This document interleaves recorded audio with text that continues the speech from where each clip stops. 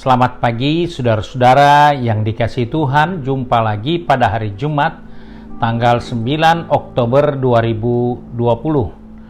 Pagi ini saya ajak kita menjumpai Kisah Para Rasul pasal 2 ayat 41 hingga ayat yang ke-47, di mana Lembaga Alkitab memberi tema di situ cara hidup jemaat yang pertama.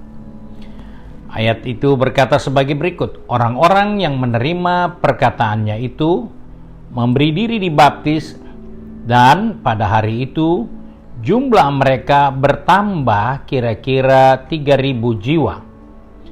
Mereka bertekun dalam pengajaran rasul-rasul dan dalam persekutuan, dan mereka selalu berkumpul untuk memecahkan roti dan berdoa. Maka ketakutanlah mereka semua, sedang rasul-rasul itu mengadakan banyak mujizat dan tanda. Dan semua orang yang telah menjadi percaya tetap bersatu, dan segala kepunyaannya adalah kepunyaan bersama. Dan selalu ada dari mereka yang menjual harta miliknya, lalu membagi-bagikannya kepada semua orang sesuai dengan keperluan masing-masing. Dengan bertekun dan dengan sehati, mereka berkumpul tiap-tiap hari dalam bait Allah. Mereka memecahkan roti di rumah masing-masing secara bergilir dan makan bersama-sama dengan gembira dan dengan tulus hati, sambil memuji Allah, dan mereka disukai semua orang. Dan tiap-tiap hari Tuhan menambah jumlah mereka dengan orang-orang yang diselamatkan. Kita bersyukur kepada Tuhan karena kita masih bisa mengikuti bagaimana kehidupan orang percaya pada zaman permulaan, di mana orang Kristen mulai beribadah. Di sana kita lihat dalam Kisah Rasul bagaimana mereka begitu bersekutu, begitu bersatu, mereka begitu saling memiliki satu dengan yang lain. Luar biasa hubungan mereka. Ternyata ada beberapa hal penting yang kita perlu selidiki supaya persekutuan kita, gereja kita, pelayanan kita juga mengalami pertumbuhan sama seperti yang dialami oleh murid-murid Yesus di awal pelayanan gereja. Dalam hal ini orang-orang Kristen. Nah, kita melihat apa yang menjadi kekuatan mereka. Ternyata kekuatan mereka yang pertama yaitu mereka menopang diri mereka dengan firman Tuhan atau Alkitab. Mereka bertekun dengan membaca, merenungkan firman Tuhan. Jadi sebagai orang percaya, di dalam kebersamaan, di dalam hidup berjemaat, dalam hidup dalam pelayanan, maka untuk menumbuhkan pelayanan kita, menumbuhkan berkat bagi pekerjaan kita, usaha kita, maka kita harus menopang hidup kita dengan firman Tuhan. Firman Tuhan harus begitu kuat menjadi bagian atau cara hidup kita. Karena itu dikatakan firman Allah adalah alat yang Tuhan pakai untuk menopang kehidupan kita.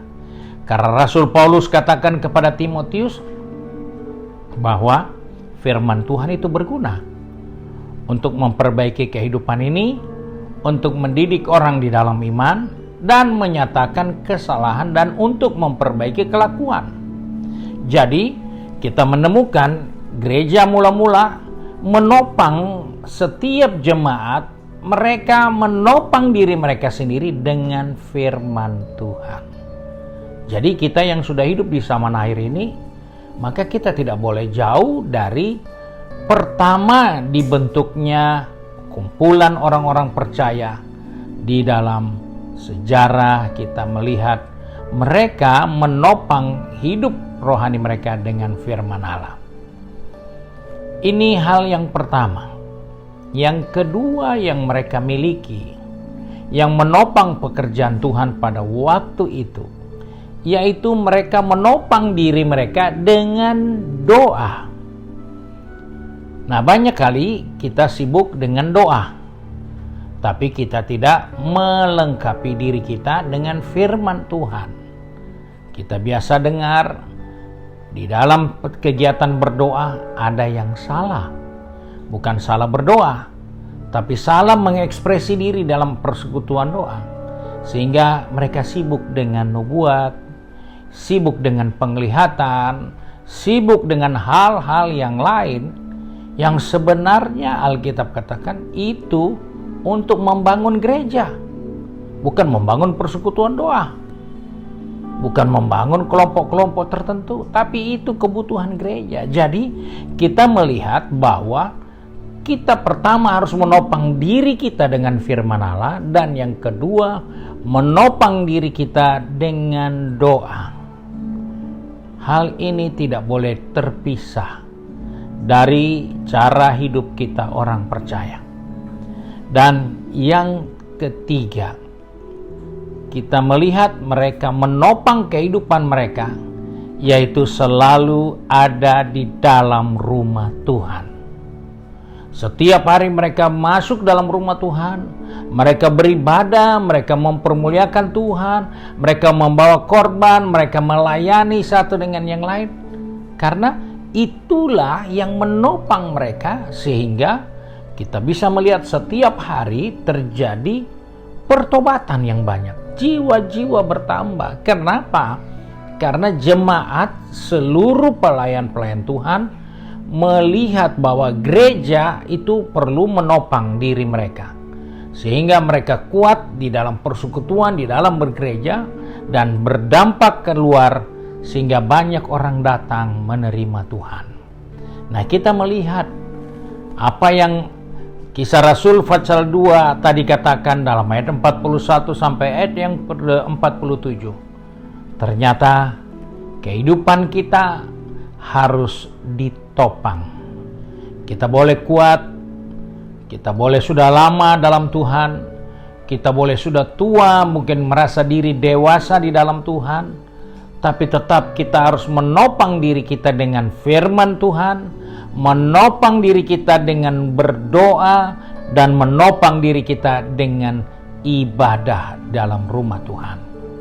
3 hal inilah yang menjadi kekuatan gereja pada awal di dalam buku Kisah Para Rasul, sehingga setiap hari mereka melihat ada jiwa-jiwa baru bertobat, karena orang percaya pada waktu itu kekuatannya ada di dalam firman Allah, kekuatannya ada di dalam doa, dan kekuatannya ada di dalam persekutuan di rumah Tuhan. Mari kita satu di dalam doa. Kembali kami datang kepada Bapa di surga dengan mengucap syukur bahwa Tuhan mengingatkan kami bagaimana kami hidup sebagai suatu keluarga di dalam Tuhan, sebagai jemaat Tuhan. Tuhan, Engkau tolong kami, pegang tangan kami, atur langkah kaki kami, supaya kami tidak jauh dari apa yang firman Tuhan ingatkan, bahwa kami harus selalu menopang diri kami dengan firman Allah. Kami harus menopang diri kami dengan waktu-waktu untuk berdoa.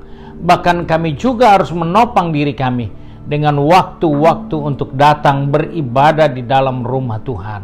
Sebab itu pegang tangan kami, atur langkah kaki kami, yang hari ini akan pergi bekerja, yang hari ini akan berbisnis, yang hari ini akan mengikuti pendidikan atau berkuliah, maupun yang akan tinggal di rumah mengurus kesibukan rumah tangga setiap hari. Tuhan, tolong kami supaya kami menopang kehidupan kami melalui firman Allah, menopang kehidupan kami melalui doa-doa, dan menopang kehidupan kami melalui persekutuan datang di dalam rumah Tuhan. Sebab itu kami bersyukur untuk janji firman Tuhan, bahwa ketika kami melakukan hal-hal yang menopang iman kami, menopang keyakinan kami, maka kami percaya Engkau akan membuat pekerjaanmu bertumbuh dan ada banyak jiwa diselamatkan untuk kelebaran kerajaan sorga. Terima kasih Bapa untuk berkat-Mu hari ini. Sebab itu kami bersyukur dan berdoa di dalam nama Tuhan Yesus Kristus, Juru Selamat kami, majikan yang baik dan setia. Haleluya. Amin. Puji Tuhan, saudara-saudara yang dikasihi Tuhan, hari ini adalah hari Jumat di mana kita dapat berdoa dan berpuasa, dan kita berdoa untuk pekerjaan Tuhan, untuk bangsa dan negara kita. Saudara dapat berdoa di rumah masing-masing mulai pada jam 1 siang, ataupun saudara dapat mengikutinya di ruang Alfa Omega. Tuhan Yesus memberkati saudara sekalian.